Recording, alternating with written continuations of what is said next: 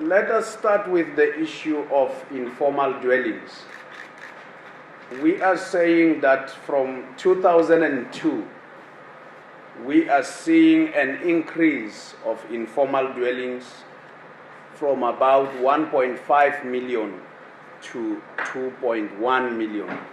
And those informal dwellings are much more recorded, or we can say that about closer to 1/5 were each recorded in Gauteng, Western Cape, and the Northwest. And those are the ones that had seen the largest growth. So if you ask me, the Northwest, you can see the mining towns and the mushrooming of informal settlements. But generally, even in urban areas, your urban provinces like your Western Cape and Gauteng tend to attract people who want to be closer to the workplace or where they could go out and search for employment. And that proximity tends to encourage a need to want to establish informal settlements. If you drive where the N1 and the N3 connect, and I was driving there a few days ago, this is a place that never used to have anything about a year ago. Now there is informal settlement. If you drive along the N14, on both sides of the N14 towards your Misty Hills places, you are seeing informal settlements. And these are mushrooming. They continue to be mushrooming. And the numbers can only confirm that, say, for example, in Gauteng in 2002, we were sitting at 13.7%, and now we are sitting at 19.8%. So we're seeing closer to 6 percentage points rise over the period. But also, we are saying that the number of households nationally has grown. It has grown by about 500,000, 472 to be exact. And out of the 472, 175 of those are in Gauteng. That's about a third. So certainly the household increase does play a role. The skip generation is where you find that the children, the generations are that you have children, you have parents, you have grandparents, and great-grandparents, and great-great-grandparents. Now, if it so happens that between the children and the parents and the grandchildren, the grandparents, there is no person in the middle who is staying with those children, then you have a skip generation. So it could happen, especially in the rural provinces like your Limpopo, Eastern Cape, Mpumalanga, and KwaZulu-Natal. We tended to pick up those. And these are where you find that the parents have to move out to go and be migrant workers in other provinces and have to leave the children behind with the grandparents. So the parents are entirely not there and the children are remaining with the grandparents.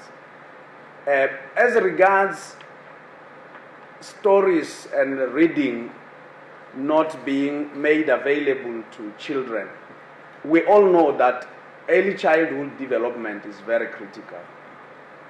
Whether it happens there at home in the form of the children learning to read, telling stories, looking at pictures and explaining activities, what has happened during the day. And we are saying that a larger proportion of the children didn't experience reading with an elderly person, a guardian or a parent, and they didn't experience storytelling. But if you ask me as to whether we are saying it's fading, certainly the numbers are saying that we don't see as much. The focus for policymakers should be more on early childhood development than on whether there is a particular practice fading or not. As regards NHI, we would expect that certainly should there be an introduction of such policies and any other policies that would encourage people to access healthcare facilities, private healthcare facilities. You would expect the numbers to increase. But for now, that would be speculation, because if you ask us by how much they would increase, we would not be able to say. We have to wait until it has happened and we go out and measure. Our job as statisticians is to go out there and measure incidents that have happened. Now, have there been improvements in the life circumstances of South Africans? It depends from which angle you look at it.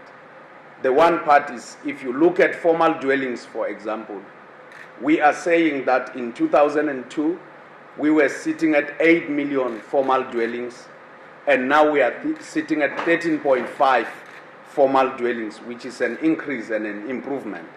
And in the process, we are also seeing a decline of traditional dwellings from 1.2 million to about 800,000.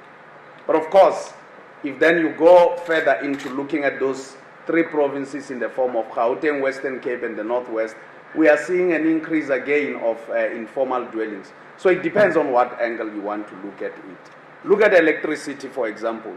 We are saying paraffin and wood as a main energy source for cooking continue to decline as electricity goes up from 2002 at 57.5% to about 76.8%. And of course, when you look at Gauteng, within migration, we are seeing a decline below the national average, coming out of 87.2% in 2002 to 77.7%. And of course, the issue of migration we have already dealt with. Look at sanitation in relation to access to pit latrines with ventilation, flush toilets, and of course look at other issues from the health side, where we are saying, did people go and wash their hands with soap and water after using a bathroom? We can see that there is an improvement or beyond the national average in provinces such as your Western Cape and Gauteng, whereas your Limpopo is still lagging behind. So it depends on which angle you are looking at issues. I just want to add something to the HD's comments on what does the GHS tell us about life in South Africa from 2002 onwards. I think what's really important is that we have massive strides in access to basic services, access to education.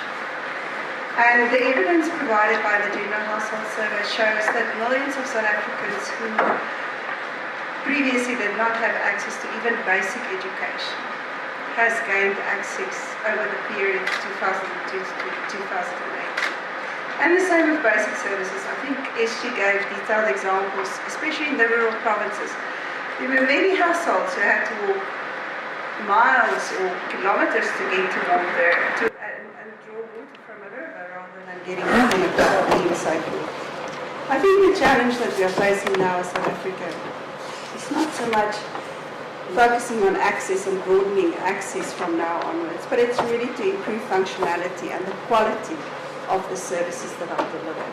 That's both in the field of education and basic services. And I think we are seeing in the data that in the last few years, there's been a decrease in levels of satisfaction with the quality of services. And I think that's what the survey's evidence points to as the next challenge that we have to overcome in South Africa. Sanitation was, what does the other stand for? Now the answer is actually on page 49 of the report itself.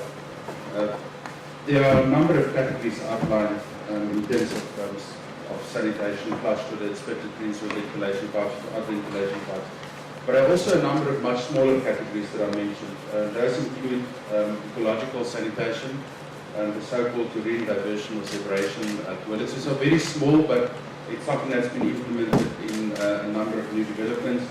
We're also talking, of course, of bucket toilets, which we didn't mention because it's also decreasing. But all of those, for the purposes of the slide, will just collapse into a particular category. But I urge you to just have a look at page 49, as I said. All the categories are identified.